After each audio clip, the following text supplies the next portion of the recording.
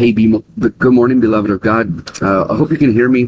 Forgot my little microphones, but everything else I brought with me. We're going to spend a few minutes in devotion together today. We're invited to the story in the 18th chapter of Genesis. I'll meet you there, just at verse 1. We'll share this together, and then that devotion from Christ in our home and our partners in ministry at Augsburg Fortress.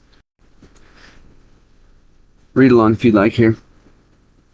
The Lord appeared to Abraham by the oaks of Mamre, as he sat at the entrance of his tent in the heat of the day.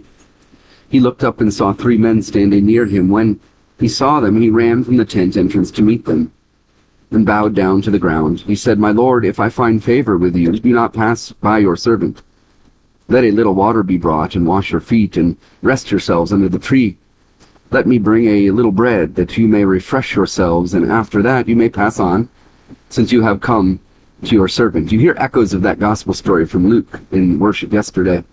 So they said, "Do as you have said." And Abraham hastened into the tent to Sarah and said, "Make ready quick 3 measures of choice flour, knead it, and more cakes, and make cakes." Abraham ran to the herd and took a calf tender and good, and gave it to the servant, who hastened to prepare it. Then he took curds and milk and the calf that they had prepared, and set it before them, and he stood by them under the tree while they ate. They said to him, "Where is your wife Sarah?" And he said, "There in the tent." Then one said, "I will surely return to you in due season, and your wife Sarah shall have a son." And Sarah was listening at the tent entrance behind him. Now Abraham and Sarah were old, advanced in age. It had ceased to be with Sarah after the manner of woman.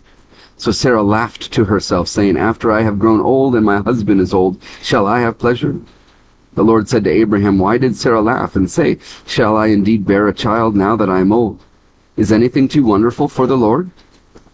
At the set time I will return to you in due season, and Sarah shall have a son." "She laughed" is the title of our devotion here today. If you want to continue there, it invites our focus to that last 14th verse that we ended with, where God said to Abraham, "Is anything too wonderful for the Lord?" I once laughed at a church council meeting. A member's mother had suggested we host a recognition for our pastor, who responded that an event was not necessary, but that the idea was thoughtful and to please thank his mother. Then the member said, "How about a plaque?" I burst out laughing because I thought he meant a plaque for his mother. When Abraham's visitors prophesy that Sarah, who is over 90, will have a child, the idea strikes her as so absurd that she laughs. She thinks her laughter is a private chuckle, and when called out she denies it, but the visitor insists, "Yes, you did laugh." Despite Sarah's laughter, God follows through. Sarah has a son who is named Isaac, meaning laughter, as a reminder of the fulfilled prophecy. The promises of God can seem so outrageous that we laugh in disbelief, but God doesn't hold our laughter against us. Sometimes laughter is a reminder that nothing is too wonderful for the Lord. A prayer to share today. Wonderful God, thank you for not holding my laughter against me. Amen.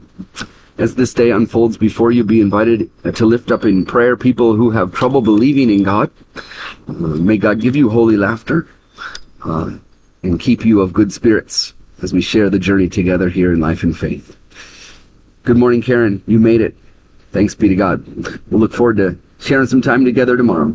God be with you, friends.